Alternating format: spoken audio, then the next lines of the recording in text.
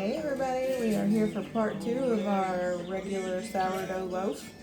I have got my starter here. It has risen. I think she got up to about right here and then she fell overnight.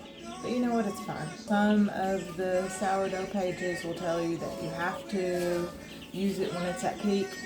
Not so much. It actually, I have found, it works a little bit better if it's just past peak. So, we're going to get 200 grams of our levain.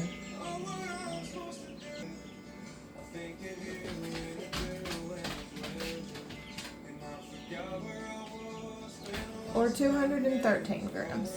Close enough. 780 grams of water. We got chicks over there trying to kill each other. 785. Again, close enough. It's not that big of a deal. You go over, you go a little under. It's fine. Alright, now we're gonna mix this up until it's a milky consistency. It's gonna probably make sure we get all of that levain mixed in. We don't have any clumps of it anywhere. Just like that. Nice and bubbly. And we need 1,060 grams of bread flour. I use King Arthur unbleached bread flour. I buy it in bulk at Sam's. This is just what I have found works best. If all you have is all-purpose flour, use all-purpose flour. If all you have is bleached flour, use bleached flour.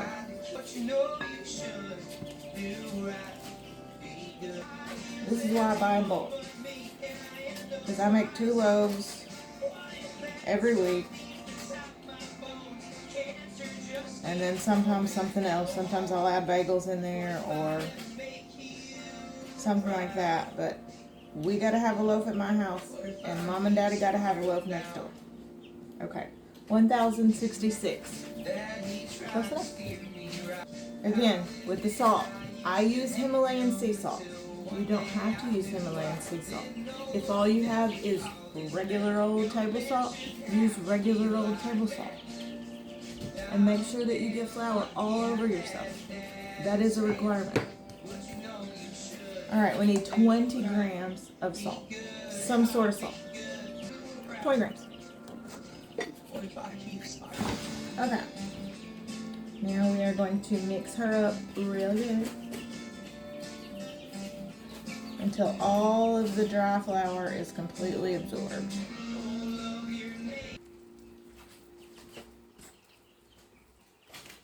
Okay, that's good enough with our dough whisk. Now this is a Danish dough whisk. Again, you don't have to have a Danish dough whisk.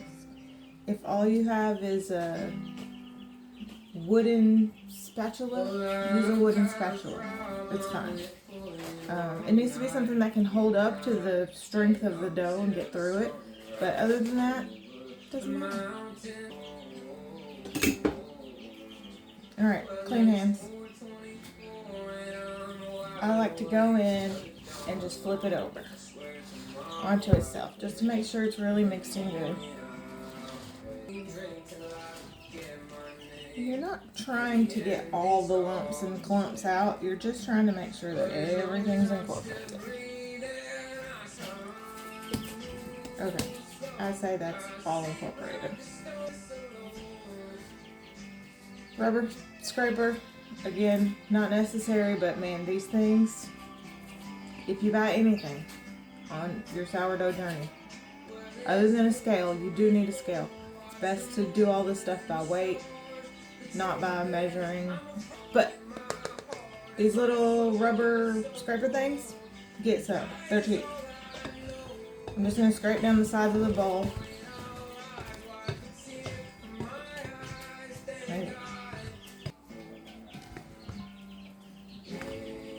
Now, right now it looks like we've got just a wet, gloopy mess, but I promise you, this is going to turn into bread. So, we're going to cover this up. I use disposable shower caps that I get on Amazon. You can get like 100 of them for like $6. If you don't have those, you can use a damp towel.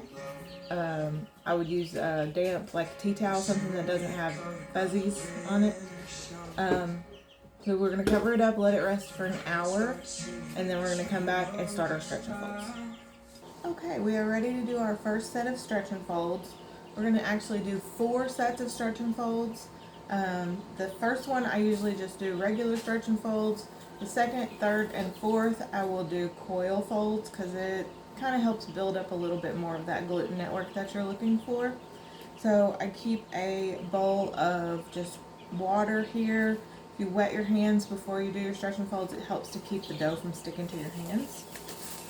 So our dough's been resting for an hour, and we are gonna wet that hand and go in, get underneath your dough, pull it up, and it's just like it sounds, stretch and fold.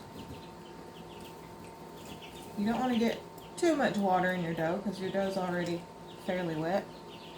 And this is building your gluten network. This is what's going to make it to where it's not so sticky and it doesn't stick to the counter when you're trying to shape it. And also it'll help you get that good belly on it whenever you cook it.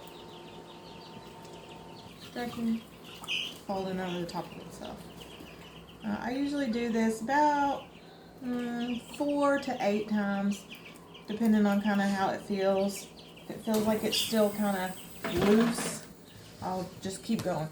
Just keep stretching and folding until it kind of feels like it's getting a little bit tight and it wants to give you some resistance.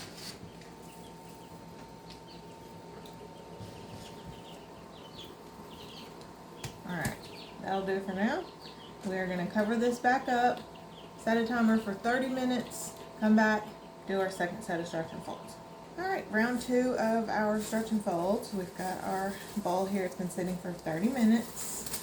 Still got my bowl of water. I didn't dump it. This bowl of water I will use until I'm done with my stretch and folds.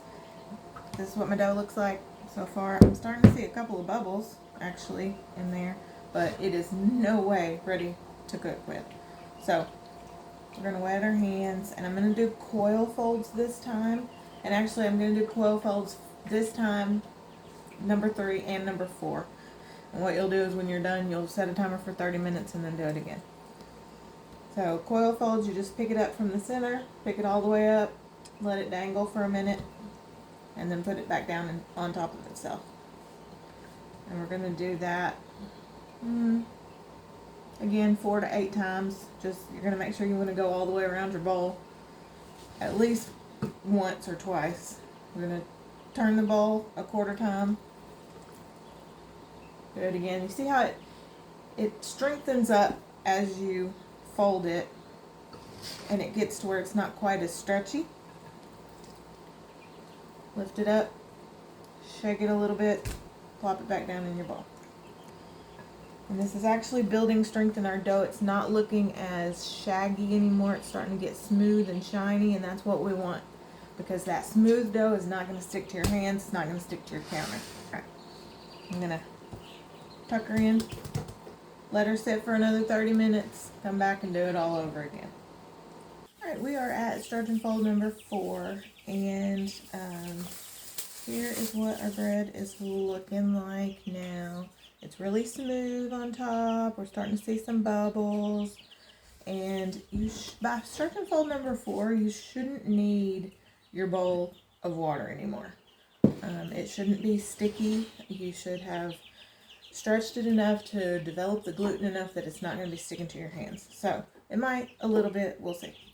We're going to reach in, pull her up. A little bit of stickage, but not much. It is getting there. So this is the whole point in the stretch and folds, is to build that gluten network and make sure that everything is nice and cohesive and beautiful. When you're timing out your bulk fermentation, you want to start with when you mix your starter in. So at the very beginning. So we mixed all of our stuff together. We let it rest for an hour. We did 4 sets of stretch and folds every 30 minutes. So that's 1 hour, 2 hours, 3 hours. So now we are going to cover it up and let it rest for probably another 3 or 4 hours. it's better not to go by time. If you go by time, you know, there are different environmental things that will affect your bread. If it's warmer outside or in your house, it's going to bulk ferment faster. It's about 72 degrees in my house right now. In the winter, your bread that would normally take 6 to 8 hours could take 10 to 12 hours. It just depends on the environment that it's in. So I'm going to let this sit for another 3 hours or so, and then I'm going to come back and we're going to shape our dough, get it put into our Banneton baskets, and get it put into the fridge so that it can sit overnight in the refrigerator. That's going to help it develop that flavor, that sour flavor that you get from sourdough. When your dough is done proofing, bulk fermenting, whatever you want to call it, here's what you're going to look for. If you pick up your bowl and you give it a little jiggle, it's going to be jiggly, okay? You're going to see bubbles forming on top of the dough, and I mean, it might be a little bit sticky, whatever. It should pull away fairly easily from the sides of the bowl. So those are the things that we're looking for it to be done bulk fermenting. If it is not ready yet, it's not going to be jiggly, and you're not going to have your bubbles on top. If it's overproofed, it's going to be super sticky, super stuck to the sides of the bowl, and really soupy. Let's get this dough shaped and get it in the fridge for cold proofing. One more thing that I forgot to tell you is a good sign that you're done bulk fermenting. You see all the little bubbles, air bubbles in the edges of your dough, and this is why it's kind of important to use a glass bowl. If you use a plastic bowl, you can't really tell. Now, most of the time you're gonna see people tell you that you're done bulk fermenting when your dough doubles. That's not always the case. I personally know that my dough is going to continue to bulk ferment just a little bit in my refrigerator. The temperature inside the dough is not going to get down to where it needs to be, to where it will stop bulk fermentation for probably about an hour or so of being in the fridge. So I want to pull it out before it gets past the point so that it doesn't overproof while it's in the fridge. Alright, clean, dry countertop. I do not put flour down. I don't want any more flour in my dough than I have to have. When I first started, I would spray my counter down with water. That will keep it from sticking if you're worried about it sticking. But clean, dry counter should do the trick. Okay, now if it's good, if you're not overproofed, it should come out of the bowl clean. Here we go. Fairly clean bowl. This is a double batch. So what we're going to do, we're going to chop her in half as evenly as possible. Now you could get your scale out and measure it, weigh it, whatever, but I don't have time for that. So we're just going to eyeball it. One loaf usually ends up being a little bit bigger than the other. We'll put this back in the bowl for now. Okay, now, you see my countertop? It did not stick. That's a good thing. I mean, it's going to stick a little bit, but you can pull it off and it is not going to be stuck. Alright, we're going to pull this out into somewhat of a rectangle shape.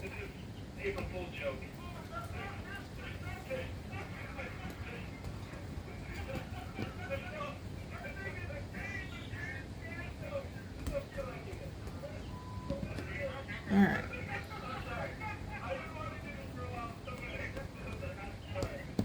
There we go. We got a rectangle shape. Now, you're going to take it and fold it kind of like an envelope. Half in the middle, over the top there, over in the middle. Now, from the top, we're going to just roll it in. You're going to pull it a little bit as you roll in. So we'll pull and roll. This is just creating more surface tension on the outside of your dough so that you get a good crust and your crumb looks good and isn't too terribly open. We don't want a really too open crumb to have a bunch of holes in it. Alright, here we go. This is where we're at now. You're going to take your hand, put it here. You're going to go forward, come around like a candy cane, and pull back. Push down. Forward, around like a candy cane, and pull back. And this is why you don't really want a lot of flour on your countertop, because that's going to not give you enough tension on your dough to create that surface tension that you want on the outside of your dough. So hand down, push, pull. Push, pull. Now, as I create more surface tension on this dough, it is going to become less sticky. Now, we get our banneton, and this is where I bring in flour. Now, I use rice flour because it absorbs the most moisture. You do not have to go extra and buy rice flour. You can use all-purpose flour, you can use bread flour, whatever you want, but you want to make sure that you flour your banneton very well. If you use a wooden banneton or a silicone banneton, you will probably want to put the liner down inside of it and then put the flour on top of the liner. This is a wood pulp banneton. I don't need the liner, so I just put it in straight. You don't have to buy one of these, but it's fun. It makes it snow, and it's cute, and they're cheap. They're like $6. All right, a little bit of flour on top of the dough. So this is, I say on top, it's the top right now, but it's going to be the bottom when we put it into our banneton basket. Take our bench scraper, pick him up, flop him down. Alright, now I'm going to push the center in and pull up the edges a little bit. It's called stitching. It's just another step at creating that surface tension on the outside of your dough so that you get a good crust. Stitch them up.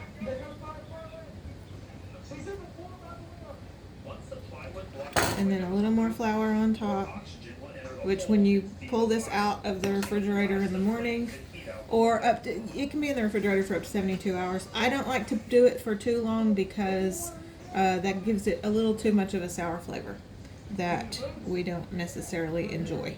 Now, I'm going to cover this with a shower cap and put it in the fridge.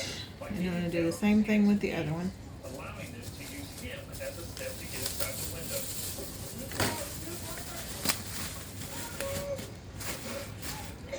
Again, if you don't have a shower cap, you can use a damp towel or even a Walmart bag. Put a Walmart bag on it, tie the top up, pop it in your fridge. Alright, now we'll clean all this up and put our dough in the refrigerator overnight or up to 72 hours. And then we will bake that sucker tomorrow. Alright, see you then.